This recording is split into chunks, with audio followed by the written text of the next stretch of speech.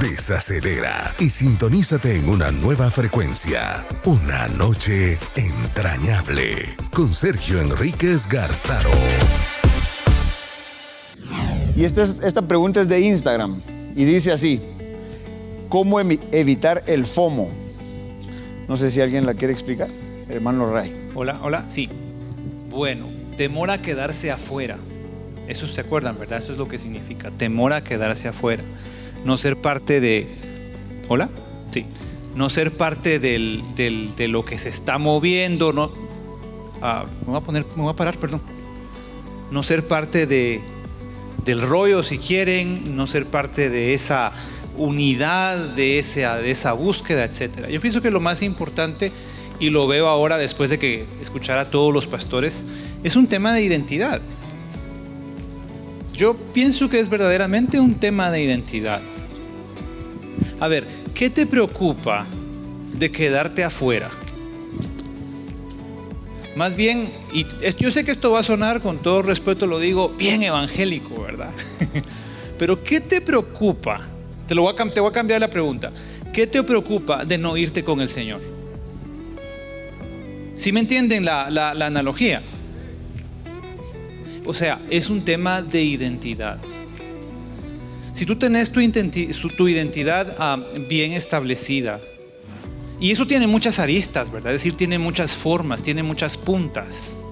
Te voy a poner un ejemplo. Digamos que tal vez no tuviste papá. Y eso afecta a tu identidad de varón de alguna manera. O de mujer también, de hija. Y entonces resulta que las redes sociales, o esto en particular de lo que se da en estas olas, llamémosle así, de Instagram, resulta que eso te llena, te satisface. Pero eso es como, lo voy a comparar, se me ocurre ahorita, ustedes han oído, usted sabe mucho más de eso, del diabético que empieza a tomar agua, pero que él no sabe que es diabético. Piensa que se está llenando, piensa que está satisfaciendo una necesidad. Yo conocí a alguien que empezó a tomar Coca-Cola porque tenía sed. No sabía que era diabético, empezó a tomar y de repente al hospital, emergencia. Entonces estás pensando que estás llenando una necesidad a través de eso que sentís, a través de esa socialización, pero realmente no estás llenando una necesidad. Tu identidad es lo más importante. Ahora el tema es, ¿y cómo obtengo identidad? ¿Y cómo recupero identidad? Bendito Cristo, que por medio de su sacrificio, dice la Biblia, te da el poder, te da la oportunidad, te da el privilegio de ser llamado hijo de Dios. Eso no es cualquier cosa. Pero tenés que llegar a entender qué es ser hijo de Dios. Porque si me escuchás ahora y escuchás que sos hijo de Dios, perdón por la expresión, hermanos, pero te sabe a nada, porque no sabes qué significa. Si no sabes qué significa ser hijo de Dios, no le das valor. Por eso no tenés que dejar de congregarte, por eso tenés que tener amistades cristianas, por eso tenés que buscar al Señor, por eso tenés que oír música que sea para el Señor. Porque si no lo haces, entonces no entendés qué significa ser hijo de Dios y desperdicias eso. Así que para evitar ese miedo de quedarse afuera, tu identidad. Sos hijo de Dios, Dios te llena, Él es tu plenitud. Yo creo que con eso, no sé si algunos quiere compartir algo más, hermanos. No. Amén. Gracias, pastor. Entonces vamos con la siguiente pregunta. El apóstol quiere. Perdón. Gloria a Dios. ¿No se oye? Sí se oye. Dios les bendiga, hermanos. Bueno, añadiendo algunos recuerdos, referencias y conceptos a lo que acaba de decir el pastor Ray, hemos estado insistiendo mucho en esta jerarquización de las necesidades del ser humano, que incluso la psicología moderna reconoce, que son 5. La primera, y esto va con la exposición de la palabra profética del reconocimiento, que son 5. La primera necesidad es fisiología, la segunda es seguridad, la tercera es filiación, la cuarta es reconocimiento y la quinta es autorrealización y o éxito. Entonces, según según todos los estudiosos, estas 5 cosas son necesidades humanas. La primera, fisiología, tiene que ver con nuestro cuerpo. Sentirnos seguros sería la segunda. Pero la tercera, cuando dice filiación, es una necesidad de nosotros tener una filiación. Nosotros tenemos que pertenecer a un grupo. El ejemplo, por ejemplo, que ponía Sergio con los 2 encendedores, creo que es bastante gráfico. Depende con quién te juntas, porque como se ha estado diciendo en todo el evento, se ponen 2 alternativas, la buena y la mala, ¿verdad? La verdadera y la falsa. Entonces, en este caso, si alguien no se une al rebaño, va a terminar uniéndose a otro rebaño. Y entonces, para evitar esto que preguntan acá, como bien dice el pastor Ray, es necesario unirse al rebaño. ¿Dónde cesteas y dónde pastoreas y dónde haces descansar tu rebaño? Le pregunta la mujer del Cantar de los Cantares al amado. Dímelo. Ella se perdió, ella se salió de la filiación.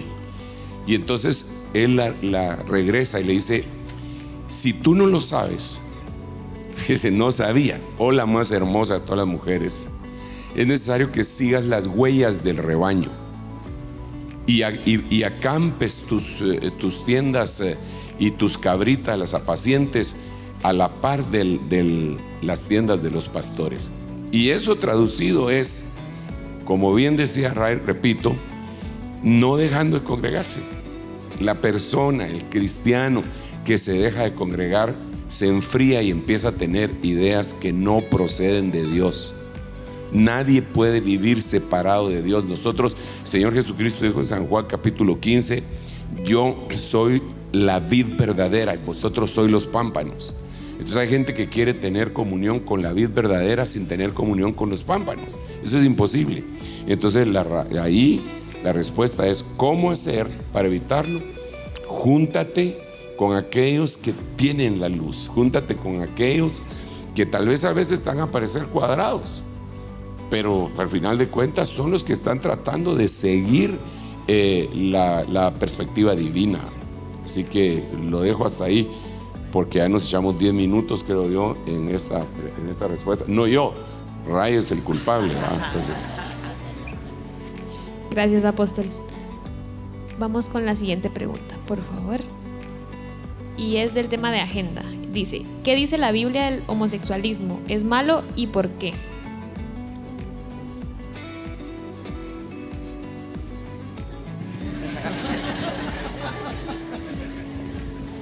Es que con el jefe aquí. Bueno, creo que me voy a parar, como dijo la hermana. Sí, la Biblia lo dice que sí, ¿verdad? Digamos, en un versículo que recién estaba leyendo, es Romanos capítulo 1, versículo 28. Y dice, así resumido, ¿verdad? No me lo memoricé, pero dice: como no tuvieron, aunque conocían a Dios, no tuvieron a bien agradecerle y reconocerle. Entonces Dios dice que los entregó a una mente depravada y llegaron a tal depravación. Solo imagínense dónde coloca esto. Dice que mujeres con mujeres y hombres con hombres se entregaron en lujuria unos con otros, perdiendo el uso natural. Entonces, bueno, yo digo que no lo coloca como solo malo, sino como una entrega, una depravación del ser humano por no reconocer a Dios.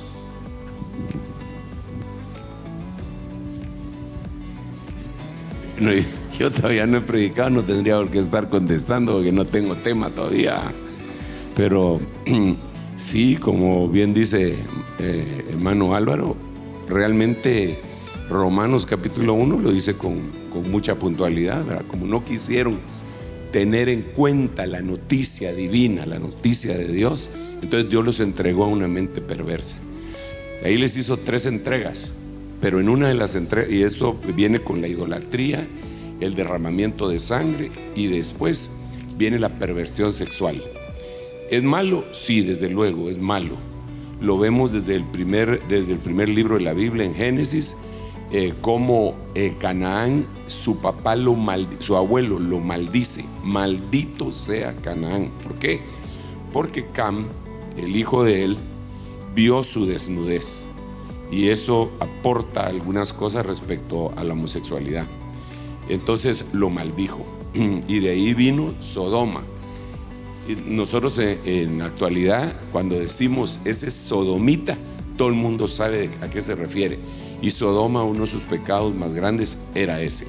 También dice la Biblia con puntualidad, ¿verdad?, que vosotros sabéis que ni los afeminados, fíjense que los afeminados no son homosexuales, ni los afeminados, ni los que se echan con varón entrarán en el reino de los cielos. Entonces, ¿es malo? Sí, pues ahí está en la Biblia, ¿verdad? ¿En dónde lo dice? Ahí en Romanos, ahí en Génesis. ¿Y qué podemos hacer? Bueno, predicar el evangelio, porque en ese mismo último versículo que le dije, dice la Biblia: y esto, afeminados y homosexuales, erais algunos de vosotros, pero ya habéis sido lavados con la sangre del Cordero. Entonces hay una oportunidad. Ahora tenemos un grave problema, porque con este tema de la Agenda 2030, una de las cosas que se plantean es penalizar a todos aquellos que le presentan un plan de liberación de una situación de esa naturaleza a los homosexuales, ¿verdad? Entonces, en muchos países ya está prohibido presentarles una conversión a ellos. Lo pueden demandar a uno. Gracias a Dios aquí no. Y gracias a Dios por las redes bien utilizadas ahí, hermano Ray. Sí, en ese pasaje que decía el apóstol, primera carta de Corintios 6, 9, 11, no os dejéis engañar, ni los inmorales, idólatras, adúlteros, afeminados, ni homosexuales. Debe constar que nosotros no estamos hablando en contra de personas. No estamos acusando o satanizando, voy a decirlo así, a las personas. Porque el pecado es el pecado. Y entonces el que cayó de pronto y se los voy a poner así, el que cayó en un tema terrible de drogas, pues pecó, está bien. Pero el que le mintió a su mamá, pecó, ¿o no? Pecó. Entonces el asunto no es en contra de la persona. Si alguien de pronto, yo no lo sé, hizo la pregunta porque tal vez, pues, cree que pertenece a ese grupo y hace la pregunta cuando dice, bueno, ¿es pecado lo que estoy haciendo o es pecado quien soy? Deberíamos de decirle, es lo que está pensando, lo que está practicando es un pecado, pero usted tiene una oportunidad, como lo dijo el hermano apóstol. Ahora, ¿saben? A mí me llamó mucho la atención este tema de afeminado que está acá. Entonces, el original dice que lo traduce o usa la palabra que significa un catamita. Un catamita era un joven amante homosexual de un hombre mayor, un término usado en Roma. A un hombre que tenía dinero podía pagar por un niño, por un jovencito, para que fuera su esclavo sexual. Y de tanto abusarlo y abusarlo y abusarlo, resultaba amanerado. ¿Se entiende? ¿Hay que explicarlo más, muchachos? Entonces, ¿qué resultado puede haber de eso? No estamos hablando, repito, de la persona, sino de la oportunidad que tiene en Jesucristo, como dice este verso, de ser lavado, de ser santificado, justificado. Perdonen que tome 2 minutos más. ¿Qué es ser justificado? Es un proceso donde tú, como culpable, entras a una sala. Entras a la sala siendo culpable. Pero salís de la sala siendo justificado, no por lo que tú hiciste, sino porque Cristo dice, ok, Él es culpable, pero yo pago. Yo pago esto y más por lo que Él hizo y por lo que pueda hacer. Jesucristo pagó con su sangre por cualquiera que sea tu pecado. Y digo tu pecado, el que practicaste. ¿Sí? Entonces, ojo con eso, de que es pecado, pues la Biblia nos dice, es pecado, pero no es en contra de ti como persona, sino de esa, ¿qué decir? Ese ente maligno que está en contra de ti. Pero si tú tienes ese tipo de pensamientos, no sé cómo más explicarlo, Tampoco no lo tomes como que fuéramos superiores a ti. Nosotros no somos superiores a ti. En ninguna instancia. Nos sentimos dichosos de que Jesucristo nos haya perdonado. Inmerecidos de que Jesucristo nos haya perdonado. Pues no somos más que tú en ningún momento. Amén.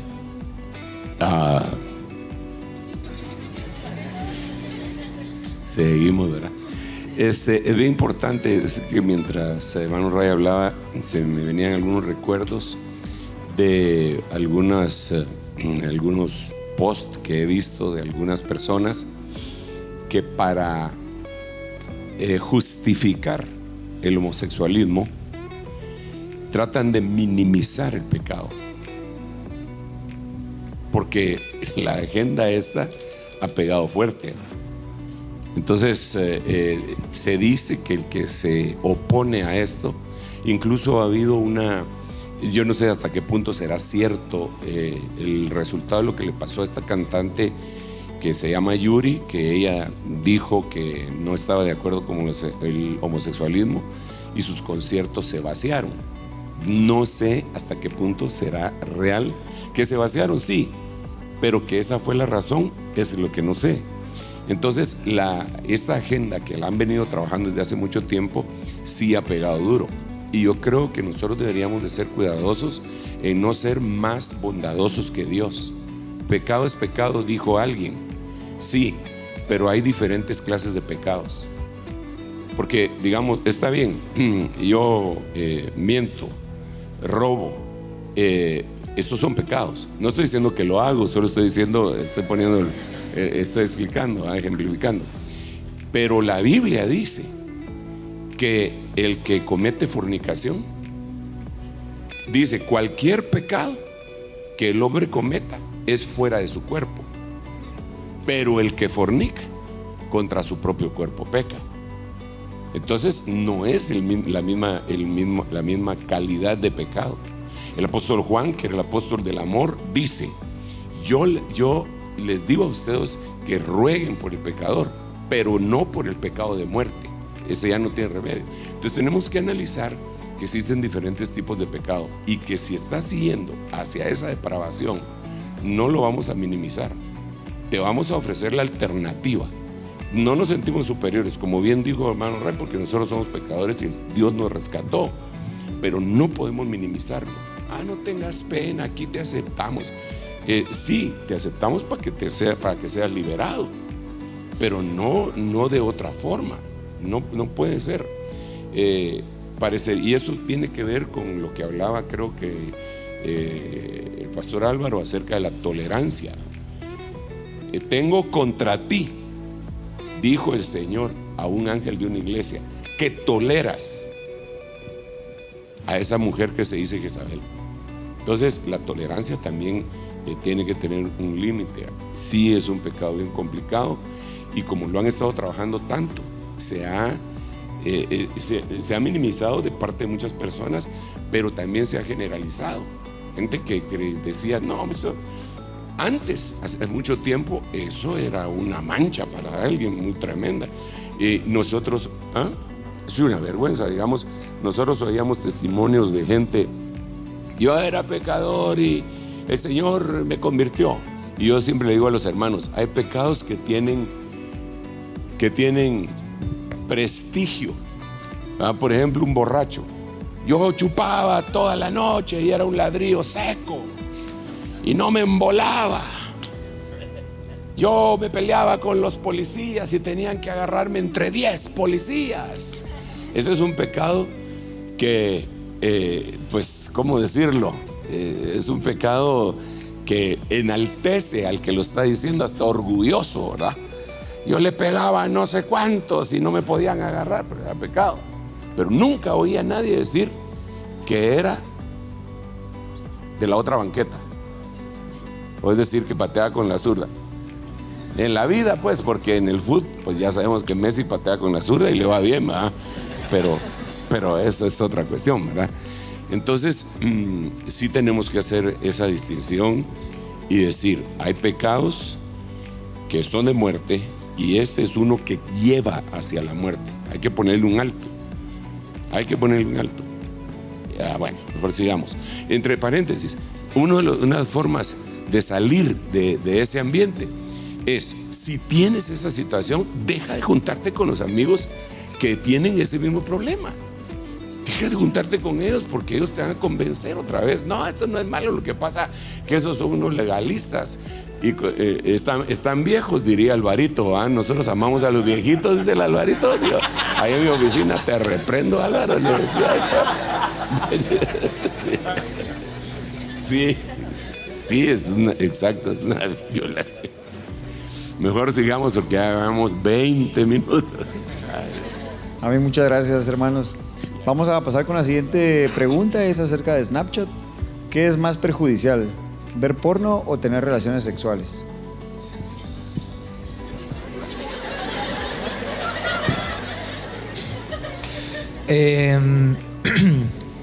Buena pregunta. Creo que, como hablaba mi hermano Luis, ¿verdad? La pornografía también es la venta de estas imágenes.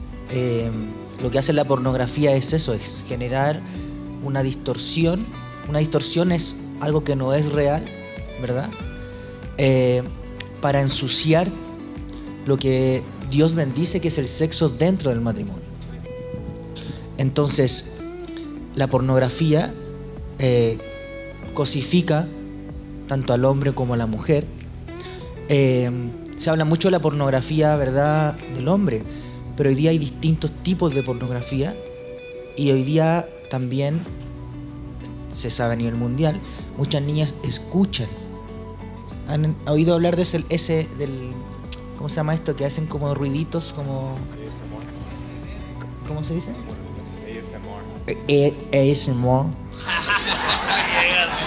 ASMR, como sonidos. Bueno, también pasa hoy día desde esa otra índole, y muchas mujeres hoy día oyen eso. Entonces, ¿qué ocurre? Se altera tu percepción de la realidad. Entonces, llegas al matrimonio con una distorsión, con algo que no es real. ¿Y qué hace? Va sembrando en ti, yo siempre digo esto, va minando un diseño original de Dios. Porque en la pornografía no se respeta ni al hombre ni a la mujer, pero en el matrimonio uno sí debe de respetar a su mujer.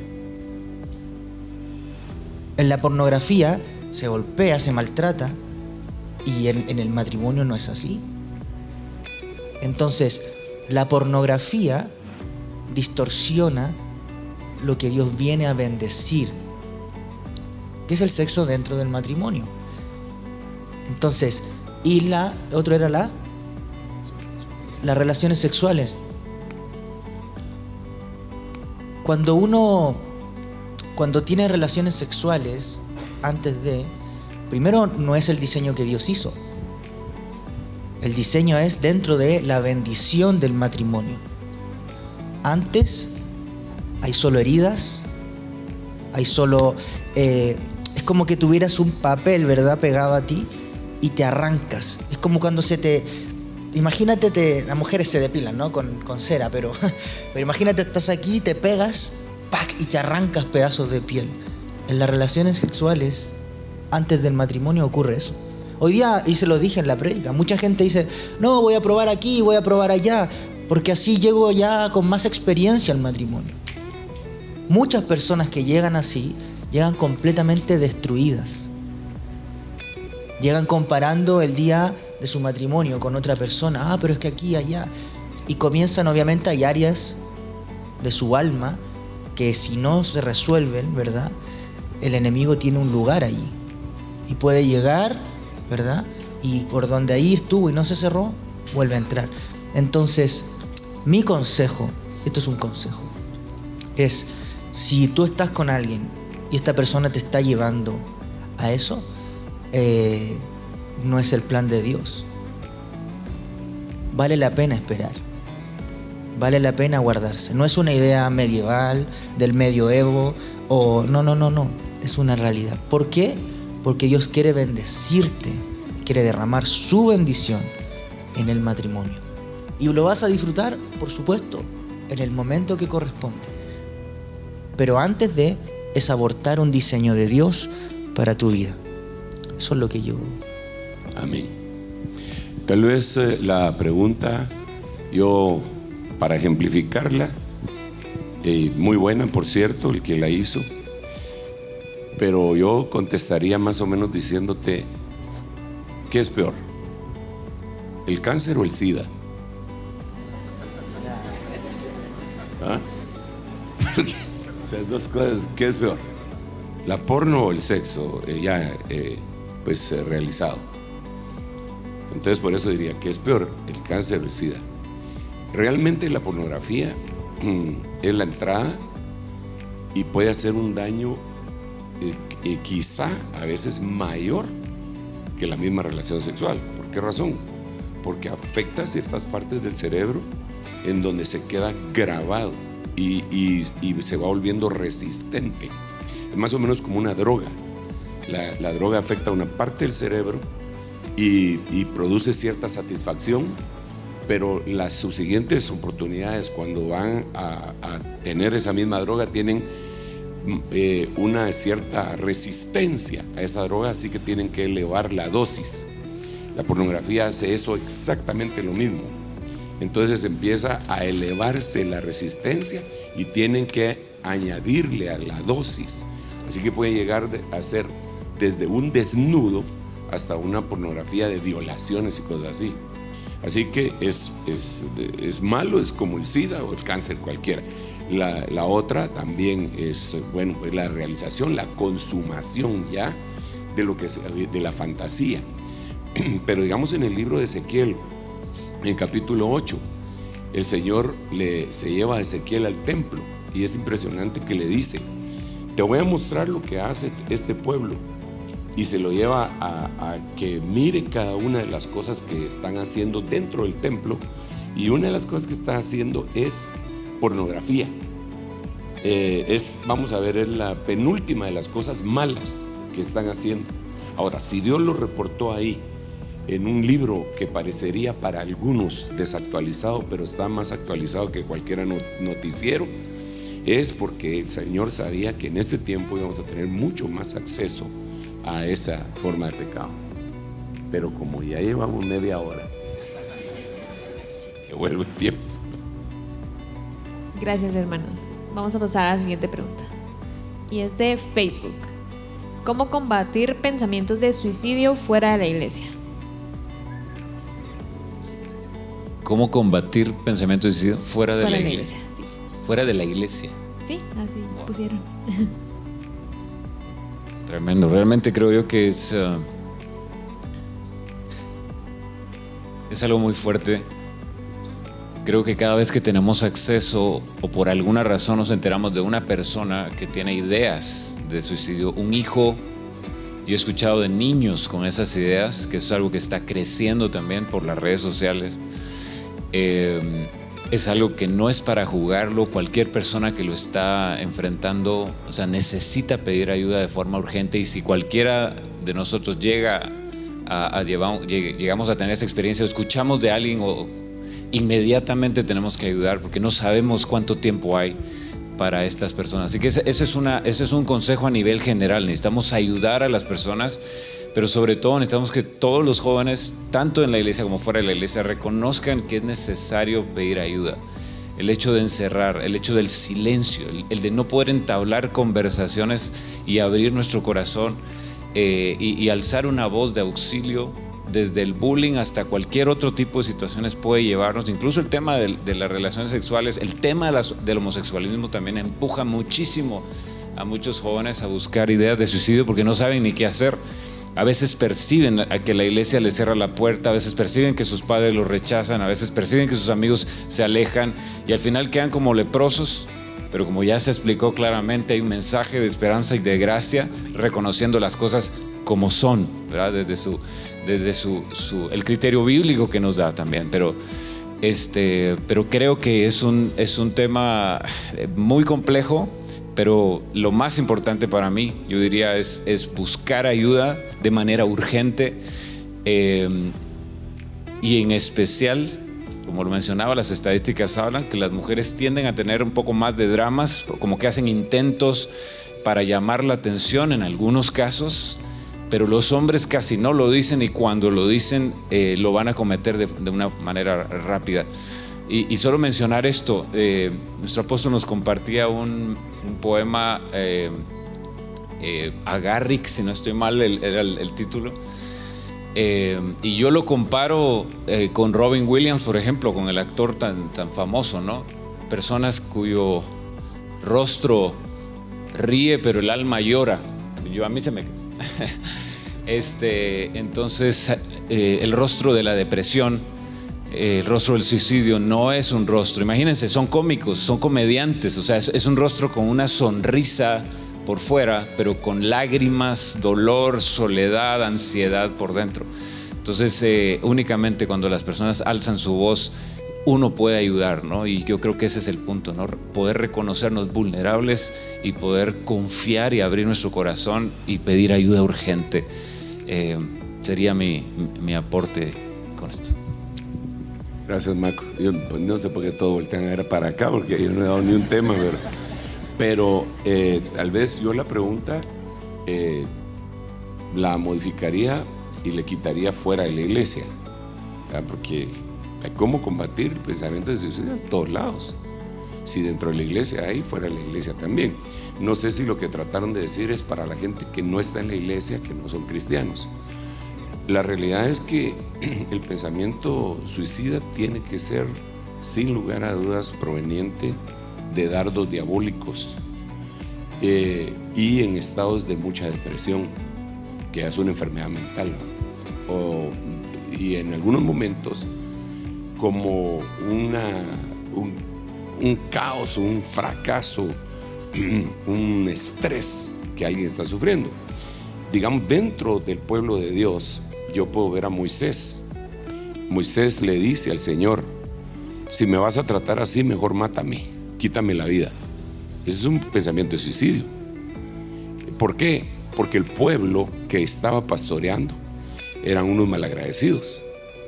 Entonces Moisés tuvo ese pensamiento de suicidio. Ustedes no sé si sabrán que existen algunos casos muy tristemente célebres de pastores que se han suicidado y sale la noticia y tú dices, pero ¿cómo es posible? Y es que la realidad es que vemos a Moisés, vemos a Job, que al final de cuentas también piensa en la muerte. Vemos a Jeremías, que llega a decir un momento, maldice tanto Job como Jeremías el día de su nacimiento. Y dice Job, en el caso de Job, dice: a mí mejor me hubiera sido no nacer. Elías, el tremendo profeta, le dice al Señor: basta ya, quítame la vida, yo no soy mejor que mis padres. Entonces esos pensamientos pueden llegar a cualquiera, sobre todo dependiendo la etapa que esté viviendo. ¿Cómo se puede combatir eso? Desde luego que buscando a Dios, y como muy bien dice el pastor Marco, pidiendo ayuda, no haciéndose el fuerte. Hay que llegar y decirle a él: mire, hermano, me han pasado unos pensamientos bien cardíacos de que no debería haber nacido o que me debería quitar la vida. Es importantísimo que lo hagan inmediatamente. Pero cuando se habla de la panoplia de Dios, que es la vestidura que se utilizaba para guerrear y que Pablo la describe, dice que hay que ceñirse los lomos con la verdad, la coraza de la justicia, y entonces pone dos armas defensivas: el yelmo de la salvación y el escudo de la fe, con el cual podrás apagar los dardos encendidos del maligno. Entonces el escudo de la fe y el yelmo de la salvación nos sirven a nosotros para apagar pensamientos de esa índole. Y entonces hay que ir y pedirle al Señor que podamos acercarnos a alguien que nos tome en serio también. Porque hay gente que llega y le dice: y fíjese que he estado pensando en matarme. Déjate de dramas, déjate charada. Y no lo entienden. Pero eso hay que combatirlo. Yo veo en la Biblia a un cliente que se suicidó. Bueno, miro a varios, ¿verdad? Pero miren por las formas como se suicidó. Qué cosa más tremenda. Uno de ellos, que se me viene a la mente, es Abimelech, un juez falso de Israel, que le tiraron una piedra desde el muro y le rompieron el cráneo. Entonces cuando se acercó a su escudero, le dijo: saca tu espada y mátame, para que no se diga que una mujer me mató. Que lo mató, mire, bien machista, pero por el otro lado, Saúl también, cuando mira que se le dejan venir los filisteos y que él ya perdió todo su ejército, uno de los libros dice que se empujó sobre su espada y se mató, y otro complementa diciendo que pasó por ahí una malecita que lo terminó matando. Otro de ellos es Sansón, que le pide a Dios: dame fuerza otra vez para vengarme de los filisteos por causa de mis ojos. Y cuando tira los postes, las columnas del templo, él dice: muera yo con los filisteos, pero muera yo. Es un suicidio. Ahora, esto es bien importante. Esa pregunta que hicieron es demasiado importante. Le voy a decir por qué. Porque en este momento esa es una idea que se está generalizando, a tal punto que hay gobiernos en esta agenda, hay gobiernos que están legislando a favor de la eutanasia. Digamos, en Canadá vimos una noticia recientemente en donde el gobierno aprobó el suicidio asistido, es decir, suicidio asistido, eutanasia, para todos aquellos que se sienten que son pobres. O sea, ellos dicen: no, yo estoy mal, no, yo no la hago, no tengo plata. Entonces ellos pueden ir al gobierno y decir: mire, máteme, ¿va? ¿Y por qué? Porque no tengo plata. Hermanos, ya harían una matancinga a saber, por esa razón, ¿va? Y eso es parte de, eso es parte de un plan, porque se dicen muchas cosas, hermano, pero estaba viendo un video de un cliente en esa reunión del Foro Mundial que se está llevando a cabo en Davos, y ellos dicen: yo todavía tengo que investigar si eso no fue manipulado, editado, pero uno de sus líderes dice: nuestro plan para el 2023 es reducir la población a la mitad. Y lo estamos logrando. No, 2023 el que yo vi. Sí, me llamó mucho la atención, 2023. Y lo estamos logrando, dice. Ahí lo tengo, ahí se lo voy a enseñar en un ratito, cuando al fin me dejen predicar estos. O sea, fíjense qué tremendo. Entonces, esas son cosas que están sucediendo, que están aconteciendo. Y por eso ese pensamiento se está multiplicando. Por eso la pregunta es buena. Si alguien tiene en algún momento una depresión y se le vienen esas ideas, de una vez con el pastor de jóvenes: vaya, hermano, ora por mí, échame fuera los demonios, yo no sé qué me está pasando, pero tengo ganas de morirme. Siento que si me muero se va a terminar el problema. Siento que el problema soy yo y que si yo no existiera, todo estaría en su curso normal. Estas ideas no pueden ser de Dios. Eso lo tenemos que reprender en el nombre de Jesucristo. Escríbenos al WhatsApp 4769-5181. Una noche entrañable. Acerca de Netflix es la siguiente pregunta y dice: siento que Dios ya no me escucha por mi pecado sexual. ¿Qué puedo hacer? Gloria a Dios. Apóstol, help me. Yo creo que está siendo atacado por un dardo del adversario. La escritura dice que 7 veces cae el justo y de todas ellas él, como no lo enseñaba el apóstol, él se levanta. Creo que el que confiesa su pecado y se aparta alcanza misericordia. Mi consejo es el que siempre me sirvió a mí. Siempre tuve yo un padre espiritual. Cuando yo me sentía débil, cuando yo sentía que Dios no me escuchaba, iba y abría mi corazón y Él me ministraba, oraba por mí, y siempre me recordaba que Dios no vino por lo por lo bueno de esta tierra, sino vino por lo que no tenía valor, por lo deformado, para darle valor. Apóstol Sergio, no sé si usted quiere decir algo. Ayúdenos. Como dice aquel poema El brindis del bohemio, has hablado breve, bueno y sustancioso. Sigamos. Ok, gracias. Siguiente pregunta, por favor. Y es de Linden. ¿Cómo descubrir mi don si siento que fracaso en todo?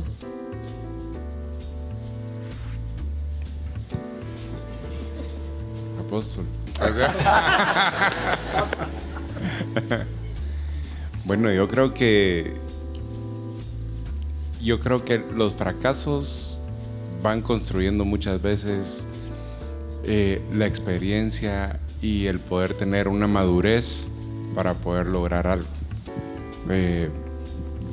Por ejemplo, vemos muchos ejemplos en la Biblia y en el diario vivir de nuestros días de gente que fracasó muchísimas veces y que no se rindió.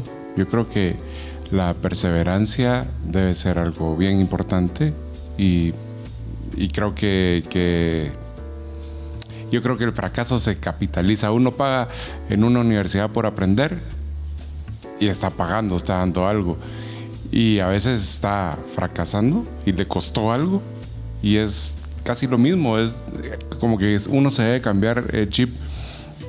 Yo me junto tengo bastantes amigos que son empresarios y nos contamos nuestras cosas y todos hemos fracasado un montón de veces. El que diga que no ha fracasado no es cierto. Todos hemos fracasado. Entonces yo creo que la cuestión es de que hay que aprender, capitalizar y se puede salir. Diríamos que el fracaso son las gradas que conducen al éxito. Cada vez que fracases, levántate. Si el texto este tan famoso y que acaba de mencionar, hermano Luisito, 7 veces cae el justo y se levanta. El fracaso son los escalones que te llevan al éxito. No te rindas, no te rindas, levántate una vez más. Hasta Rocky sabía eso, A ver, yo siempre les digo a los jóvenes cada vez que tengo la oportunidad, la comunión de la iglesia de Cristo, la comunión de la iglesia, tiene muchísimas bendiciones, muchísimas. Y pues la Biblia dice que en la abundancia de consejo hay sabiduría. Pudiera ser que fallás y no tenés éxito, porque al final estás, no lo sé, ¿verdad? Buscando tu propia voluntad o estás apuntando mal. Y entonces vas a volver a emprenderse a lo que sea y es posible que vuelva a salir mal. Pero ¿por qué no buscas consejo? Sergio hablaba de la universidad. Allá están pagando, pero ustedes saben, los profesores no están a su disposición. Y con todo respeto lo voy a decir acá, pues Maco y yo que somos pastores locales, nosotros estamos para servirles. Y hay más pastores. Pero pregunten, pidan el consejo, acérquense. No que vienen y dicen, fíjese hermano que no hay pareja con la cual yo pueda perseverar. Pero nunca pediste consejo. Entonces creo que eso es importante. En nuestra naturaleza está, dice la Biblia, nosotros no somos de los que retroceden. Esa es nuestra naturaleza. Pero hay que vivirla. Hay que descubrirla. Y con todo respeto, muchachos, yo tengo, ya les dije, bueno, tenía 50, ahora tengo 51. Conocí al Señor a los 17. Y todos esos años me enseñaron muchísimas cosas. Y eso, ¿saben para qué lo permitió el Señor? Para poderlos bendecir a ustedes. Lo mío, lo de Maco, lo del pastor Abraham, lo de todos nosotros y sus ancianos también. Entonces, pidan consejo. Evidentemente no es malo, porque la Biblia dice que lo tenemos que pedir. Pero a veces uno quiere hacer su propia voluntad y no sale. Y no sabes que Dios te está guardando. No te salen las cosas porque Dios te está guardando, porque estás queriendo hacer algo que no está en la voluntad de Dios. Amén. Muchas gracias, hermanos. La siguiente pregunta es de TikTok. Es que es por el tema. ¿Cómo puedo dejar de procrastinar? Procrastinate, right? Perdón, solo que quiero estar seguro para que después ustedes no me hagan burla. Bueno, dejar de procrastinar, perdón, es una disciplina, ¿me entiende? Yo creo que en la generación que vivimos todo es rápido. Si queremos comida lo podemos ordenar. Si hay muchas cosas que podemos ordenar. Si queremos tener una información, aquí lo tenemos en un instante en nuestro teléfono. Si quiero pues hablar con un ser querido que está en otro país, fácilmente lo llamo. Así que nosotros a veces nos desesperamos, y porque sabemos que una cosa va a requerir tiempo, va a requerir dedicación, quizás a veces nos ponemos un poco desesperados y quizás no lo queremos hacer. Pero es disciplina. ¿Qué significa? Que tenemos que practicar. Por ejemplo, yo por eso creo que el ayuno es una herramienta pues perfecto, porque uno se tiene que disciplinar para no comer algo. Imagínense usted en ayuno y le pasa una hamburguesa de In-N-Out y ay, me quiero comer esa hamburguesa, pero no estoy en ayuno. También enfocarse en cuáles son sus metas. Lo que yo siempre digo es que en la vida nunca se le va a dar algo. Usted va a recibir al nivel que usted está dispuesto para pelear. También tenemos que hacer cosas prácticas, ¿verdad? Entender si es algo que me está distrayendo. Por ejemplo, el teléfono. Cuando yo estoy estudiando o cuando yo sé que tengo que hacer algo, ¿me entiendes? Ahí ya me distraí, ¿no? Pongo mi teléfono en otro cuarto. Pongo mi tiempo, 30 minutos. Digo, ok, voy a estudiar 30 minutos y pues regreso para mi teléfono. Y le estoy añadiendo más, 40 minutos, 50 minutos. La verdad es una disciplina. Y usted se tiene que ser sincero, mirar en el espejo y decir, ¿cuánto deseo tengo yo para poder lograr esta meta?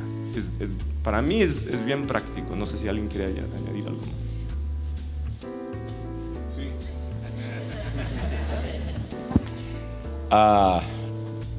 Le decían a Faraón, después de cuando ya tenía las plagas encima, las plagas de las moscas, de los insectos, todas las plagas que destruyeron Egipto, él se arrepentía y mandaba a llamar a Moisés y le decía, está bien, los voy a dejar ir, dile al Señor que los voy a dejar ir. Y Moisés le preguntaba, ¿cuándo quieres que se lo diga? Mañana, le decía Faraón. Tan atarantado, ¿eh? Eso es procrastinar, ¿verdad? Es dejar de esas cosas para mañana. Y yo creo que cuando uno llega a tener una necesidad, debe ser ya, ahorita. ¿Para qué dejar para mañana lo que se puede hacer hoy también, verdad? Así que lo que decía Douglas acerca de esa disciplina es bien importante, y también aunada al deseo de que esto sea ya. Si tienes un dolor, ¿cuándo quieres que ore por ti? Para el retiro. No, ya.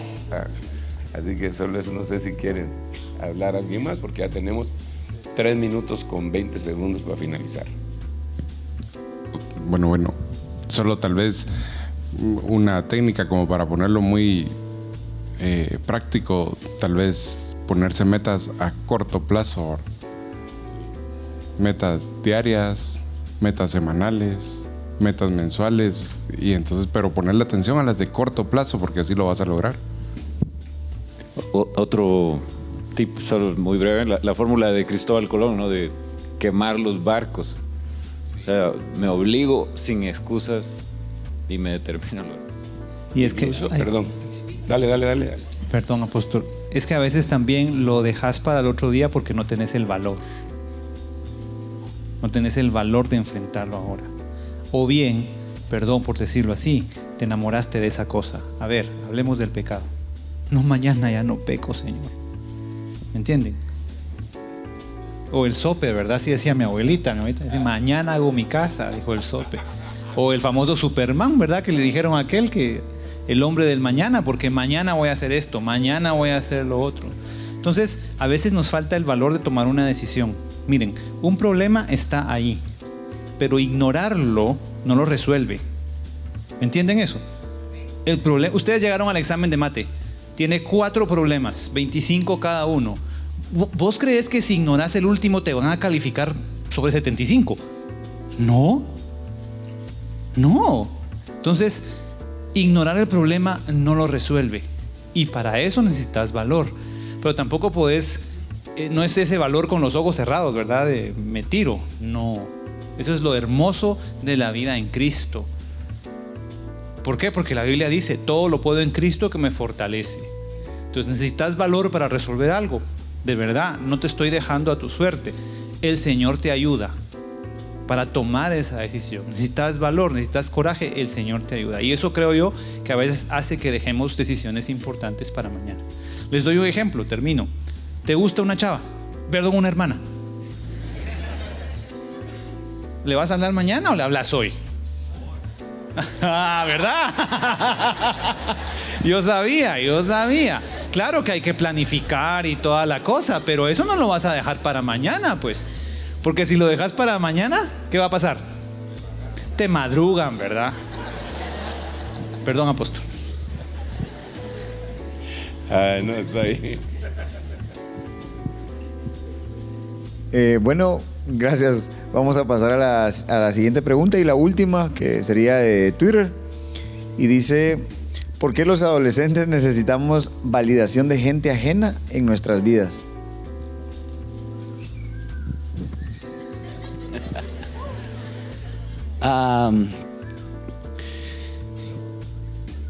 ¿Por qué los adolescentes necesitamos la validación de gente ajena a nuestras vidas? Tenemos que entender de dónde viene la palabra adolescente. Adolescente es alguien que adolece. Y creo que, de hecho lo conversábamos en la mesa, para la generación esta de adolescentes de 12 a 15 años, hoy día entender, por ejemplo, esta agenda de 2030 es tan fácil porque es su lenguaje. Tal vez para no quererme decirme viejo, pero 30 lo miro como está sucediendo y son cosas actuales, ¿verdad? Pero es lo que ustedes se rodean todos los días.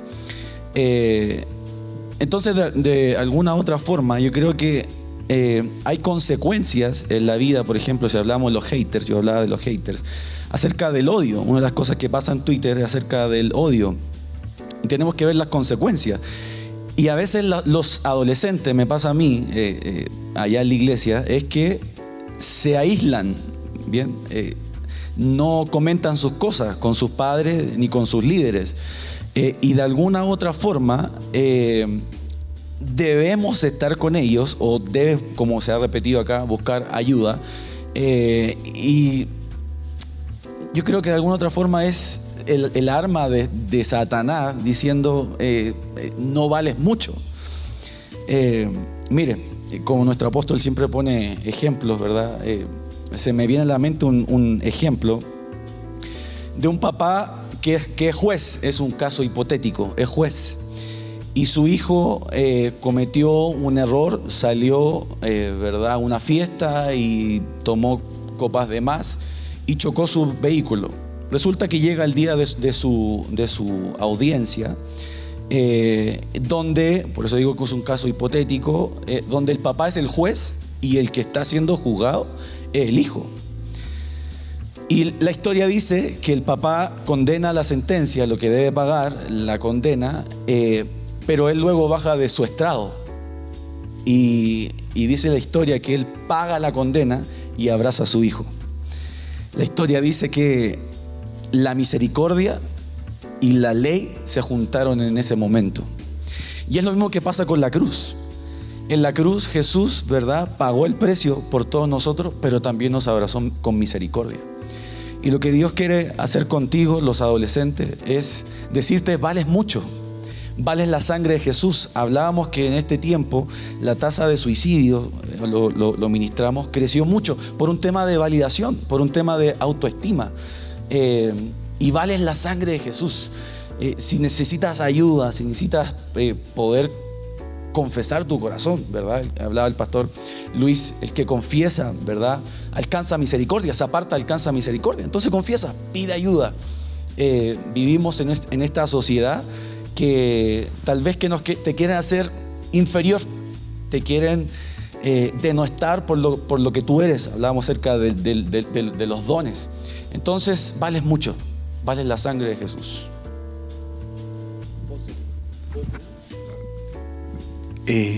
Perdón que me meta, pero solo quiero aportar. Es que creo que tengo la unción del programa de ayer que hicimos. Yo veo que nosotros, me voy a poner como ustedes, adolescentes, buscamos la autovalidación en personas equivocadas. Pero yo lo que les puedo hablar es lo que dice la Biblia. Y yo miro un hombre que era un hombre de Dios, escondido en un lagar, porque los madianitas les habían arrancado todo. Y llega el ángel y le dice: valiente guerrero. O sea, lo autovalida, pero lo autovalida la persona indicada. Entonces, tal vez lo que tenemos que buscar es acercarnos a nuestro Malak, acercarnos hasta a nuestro ministro, para que él diga: sí, tú eres un valiente guerrero, tú vas a ser el siguiente abogado, el siguiente arquitecto. Porque creo que como un adolescente adolece, diría mi amigo Felipe, de saber que lo está haciendo bien. Creo que tal vez mi consejo, y el apóstol me corrige si estoy mal, debe ser enfocado en la persona que nos cubre, en ese ángel del Señor que llega y te profetiza y te dice: valiente guerrero, vas a devolverle la libertad a mi pueblo. No sé si... Check. Sorry, algo perfecto.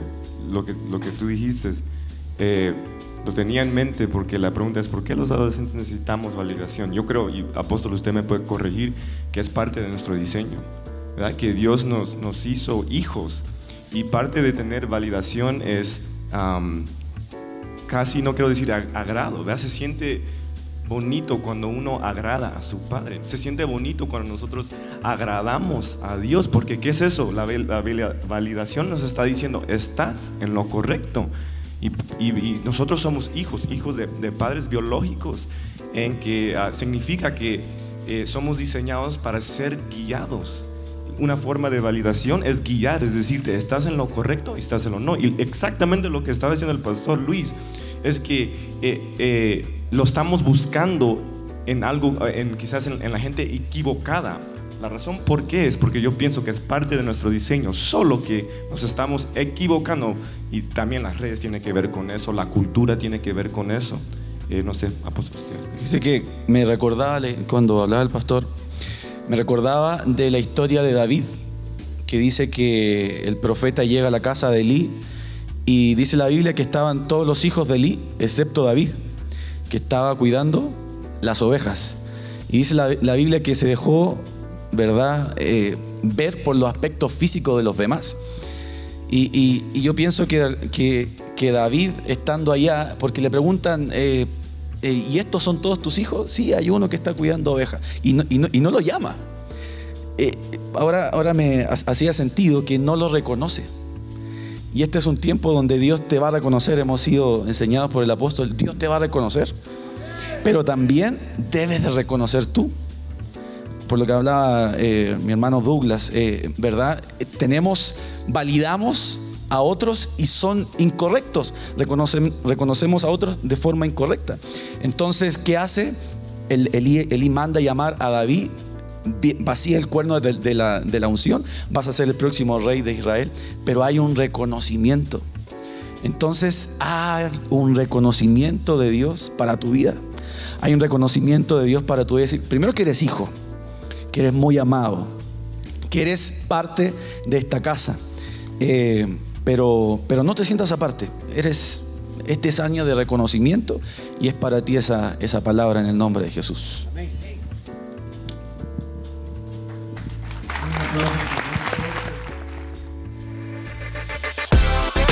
El reto más grande es finalizar el día sin perder la calma.